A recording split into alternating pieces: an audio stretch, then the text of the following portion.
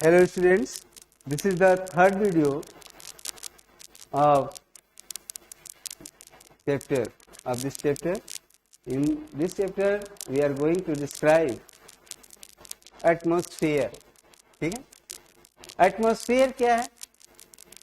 जो अर्थ के हमारी अर्थ जो है लेयर ऑफ गैसेस की लेयर से चारों तरफ से जो है घिरी हुई है, या इज ए ब्लैंकेट. ठीक है, तो ये घिरी हुई है, तो इसी को हम कहते हैं एटमॉस्फेयर, जिसमें तमाम तरह की गैसें पाई जाती हैं.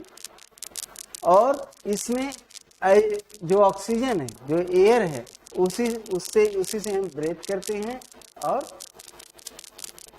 वो भी गैस पाई जाती है जो कि हमको सन रेज से हमको प्रोटेक्शन देती है, बचाती है.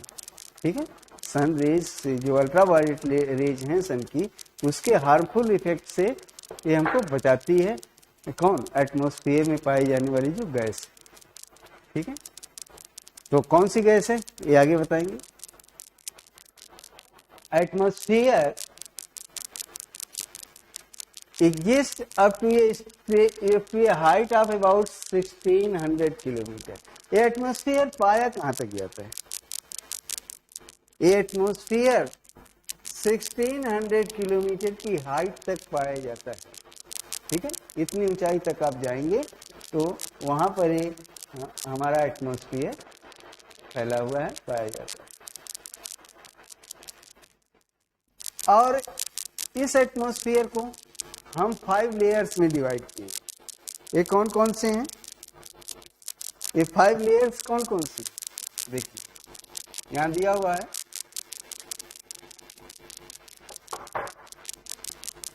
ये जो डिवीजन है 5 लेयर्स का, ये किस पर है? कंपोजिशन. एक कंपोजिशन के बेस पर है. टेम्परेचर और दूसरी जो प्रॉपर्टीज हैं उनको ध्यान में रखते हुए इस एटमॉस्फेयर की लेयर का डिवीजन किया गया. और जो सबसे अर्थ सरफेस के जो पास वाली लेयर, उसको कहते हैं ट्रोपोस्फियर. उसके बाद आता है स्ट्रेटोस्फियर, फिर आता है मेसोस्फियर, थर्मोस्फियर और एक्सोस्फियर. ये 5 लेयर्स आपकी. ठीक है, इसके पहले एयर वाले चैप्टर में भी ये था.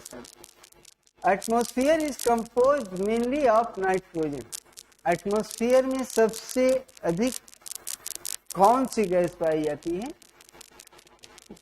ठीक, तो सबसे अधिक पाई जाने वाली नाइट्रोजन है, उसके बाद ये ऑक्सीजन. ये दोनों गैसें मिला करके एटमॉस्फेयर का 99% कवर करती है. ठीक है, इस एटमॉस्फेयर में 99% सिर्फ नाइट्रोजन और ऑक्सीजन है. बाकी 1% में देख लीजिए, नाइट्रोजन 78 हुआ, ऑक्सीजन 51%.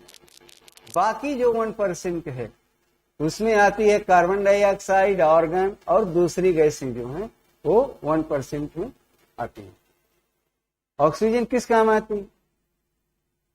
ऑक्सीजन से जो भी लिविंग ऑर्गेनिज्म है वो ब्रेथ लेते, सांस लेते. और नाइट्रोजन किसी चीज की ग्रोथ में हेल्प करती है, बढ़ाती है. ऑक्सीजन जो है ब्रीदिंग के काम आती है और ग्रोथ में नाइट्रोजन हेल्प करती है. बिना नाइट्रोजन की ग्रोथ नहीं हो सकती. कार्बन डाइऑक्साइड का इंपॉर्टेंस देखिए. कार्बन डाइऑक्साइड जो अर्थ का जो टेम्परेचर है उसको एब्जॉर्ब करती है. और जब इसी वजह से जब कार्बन डाइऑक्साइड की जो बढ़ जाती है, उसकी मात्रा बढ़ जाती है कार्बन डाइऑक्साइड की, तो क्या होता है, वो तो बहुत ज्यादा वो टेम्परेचर एब्जॉर्ब कर लेती है, तो टेम्परेचर अर्थ का बढ़ जाता है. ठीक है, तो इसी प्लेनेट जो है वार्म हो जाता है. और प्लांट किंगडम के लिए भी यह जो है कार्बन डाइऑक्साइड बहुत ही मस्ट है. आप जानते हैं इस कार्बन डाइऑक्साइड को लेकर के ही जो प्लांट है वो फोटोसिंथेसिस प्रोसेस से अपना जो है फूड प्रिपेयर करते हैं, अपना भोजन बनाते हैं. फिर एक ही देखिए कि एटमॉस्फेयर की डेंसिटी हर जगह जो है समान नहीं रहती. जैसे जैसे हम हाइट पर जाएंगे, ठीक है, वैसे वैसे टेम्परेचर, एटमॉस्फेयर की डेंसिटी कम होती जाती है और सबसे अधिक डेंसिटी जो है एटमॉस्फेयर की वो सी लेवल पर पाई जाती है। एटमॉस्फेयर की डेंसिटी, घनत्व, मतलब जो एयर, जो गैसें हैं, मैक्सिमम अमाउंट में या सबसे अधिक मात्रा में कहाँ रहती है? सी लेवल। और जैसे जैसे हम ऊपर जाएंगे, सी लेवल से ऊपर बढ़ते जाएंगे, ये डेंसिटी क्या होगी? घटती जाती है, डिक्रीज होती जाती है। यही कारण है कि जो माउंटेन पर जो चढ़ने वाले, माउंटेन राइडर्स जो हैं, जो माउंटेन की चढ़ाई करने वाले हैं, उनको सांस लेने में दिक्कत होती है। ऊपर जाकर के ऑक्सीजन की मात्रा कम हो जाएगी, ठीक है, तो उनको ब्रीदिंग में दिक्कत होती है। तो इसके लिए क्या करते हैं? वो अपने साथ ऑक्सीजन सिलेंडर लेकर के जाते हैं, ठीक है। हाँ, क्योंकि ऊपर जाएंगे, हाई एल्टीट्यूड पर जाएंगे तो ब्रीदिंग में दिक्कत होगी, क्योंकि ऑक्सीजन वहां पर कम हो जाती है, डेंसिटी एटमॉस्फेयर की कम हो जाती है, इसलिए उनको ऑक्सीजन सिलेंडर लेकर के जाना पड़ता है। तो ये तो हो गई एटमॉस्फेयर में डेंसिटी की, मतलब एयर की बात। जैसे टेम्परेचर भी, जैसे जैसे हम ऊपर जाते हैं टेम्परेचर भी कम होता जाता है। एक चीज ध्यान दीजिए कि जो एटमॉस्फेयर है हमारे ऊपर, जो एयर है वो प्रेशर डालता है, और यह प्रेशर हर जगह ये जो है एक समान नहीं रहेगा, हर जगह अलग अलग रहता है। सी लेवल पे जाएंगे वहां पर प्रेशर अधिक होगा एटमॉस्फेयर का, और दूसरी जगह पर जाएंगे तो वहां पर कम होगा, ठीक है। तो some areas experience high pressure, some areas low pressure, air moves from high pressure to low pressure. तो एक कहीं ज्यादा प्रेशर है, ठीक है, कहीं हाई प्रेशर है, कहीं लो प्रेशर है। तो हम जानते हैं कि एयर जो है हाई प्रेशर से लो प्रेशर की ओर मूव करती है, और यह जो मूवमेंट होता है जब एयर का, इन गैसों का, तो इसी को हम क्या कहते हैं? विंड, ठीक है। Moving air is known as wind, ठीक। तो फिर हम देखते हैं, नेक्स्ट पॉइंट हमारा होगा biosphere, the domain of life. Biosphere the domain of life. तो बायोस्फीयर ऐसी चीज है जहां पर की लाइफ सरवाइव करती है, जो, ठीक है। और ये ऐसा जोन है, ये ऐसा नैरो जोन है, मतलब पतला, कि जहां पर लैंड, वाटर और एयर जो है आपस में इनका कांटेक्ट जो है बना रहता है। इसी कांटेक्ट की वजह से लाइफ जो है अर्थ पर संभव है, पॉसिबल है, नहीं तो नहीं। It is in this zone that life that is unique to this planet exist. यही एक ऐसा जोन है जहां पर की लाइफ, और सारी जो है वो तो एक हेल्प करते हैं, लेकिन वास्तव में लाइफ यहीं पर जो है एग्जिस्ट पाई जाती है। ये देखिए सब दिया है।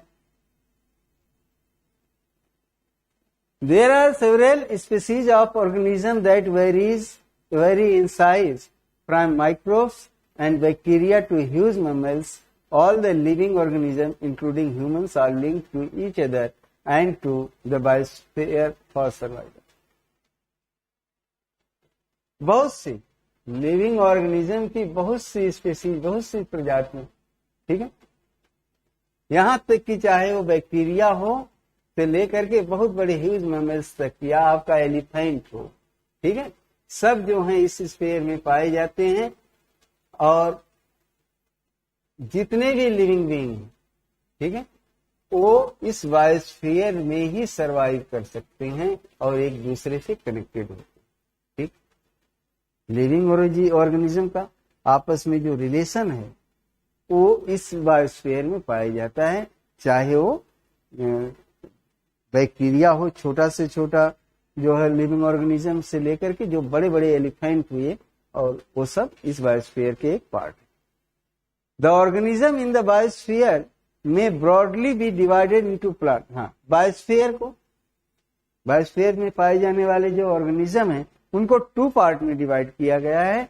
ये क्या क्या है, एनिमल किंगडम और प्लांट किंगडम और animal kingdom. The three domains of the earth interact with each other and affect each other in some way or the other. जो थ्री डोमेन्स हैं, अर्थ के जो थ्री डोमेन्स हैं, जो तीन पार्ट हैं, वो जो है एक दूसरे पर अफेक्ट डालते हैं, ठीक है, और एक दूसरे से अफेक्टेड होते भी। थ्री डोमेन्स क्या पढ़ा आपने, लिथोस्फीयर, एटमोस्फीयर, ठीक है, और एक कौन सा था, लिथोस्फीयर, हाइड्रोस्फीयर, एटमोस्फीयर, ठीक है। तो ये सब जो है एक दूसरे को प्रभावित करते हैं और उनसे प्रभावित होते भी, अफेक्टेड होते हैं, एक दूसरे पर माने उन पर इफेक्ट डालेंगे और उनसे अफेक्टेड भी। जैसे कटिंग ऑफ फॉरेस्ट, हम फॉरेस्ट को काटते हैं, पेड़ों की कटाई करते हैं।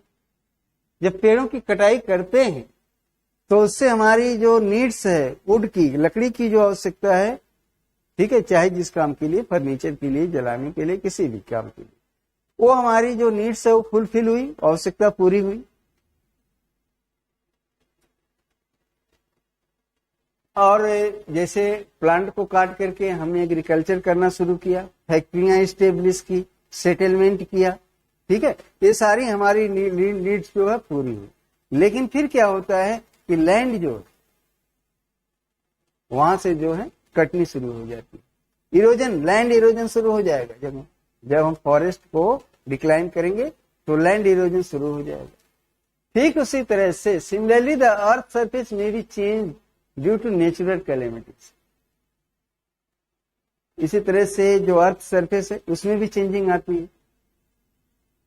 आपका अर्थक्वेक आ गया, सुनामी आ गई, ठीक है, और वोल्केनो आ गया, ठीक, इन सब वजह से अर्थ सरफेस पर भी चेंजिंग होती रहती है।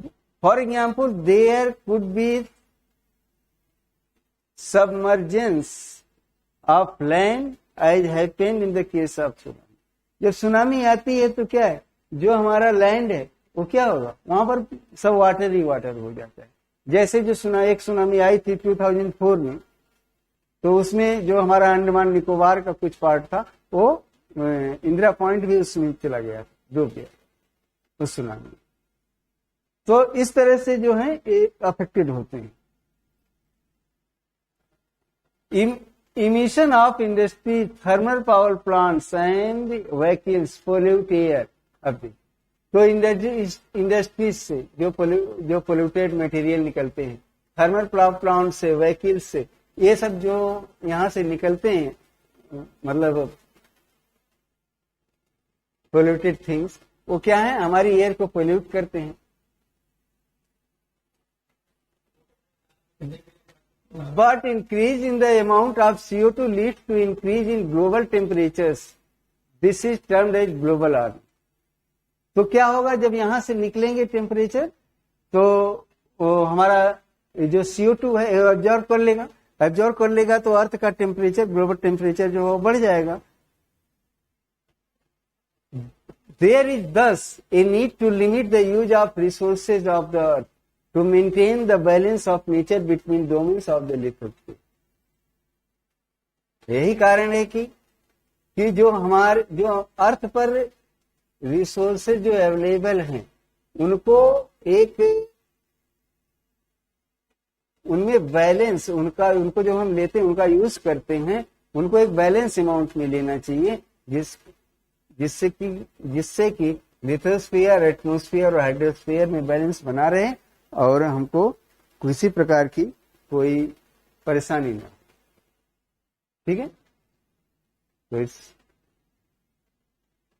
तो it's okay, this is the last video of this chapter.